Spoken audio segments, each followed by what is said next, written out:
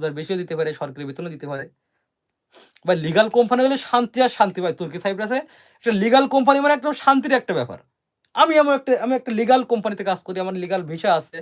বেতন হয়তোবা ৫,০০০ কম দেয়। তাও ওই ৫,০০০ বেতন কম দিলে কি হবে? আমি আরো মনে করেন যে ৳১,০০,০০০ এক্সট্রা ইনকাম করি। আমার বেতন ছাড়া ৳১,০০,০০০ আমি বেশি ইনকাম করি এক্সট্রা। ঠিক আছে? তো আমি একটা ভালো একটা বেতন পাই। আমি একটা এক্সট্রা ইনকামের সুযোগ আছে। আমি একা এখানে থাকি। আমি একটা লিগাল কোম্পানিতে আছি। আমি দিনে মনে করেন যে সপ্তাহে ৪ দিন কাজ করি, ৩ দিন আমি বসে থাকি। তারপরে আপনার যে কি বলবো? আমার যে সমস্ত খরচ খরচা আমার কোম্পানি দেয়। এই বোতলটা মনে করেন এই বোতলের যে যখন জুস খাইছিলাম, জুসটাও মানে কোম্পানি দিছিল আমারে। ঠিক আছে? এই বোতলের জুসটাও মানে হয়তোবা কোম্পানি দিছিল।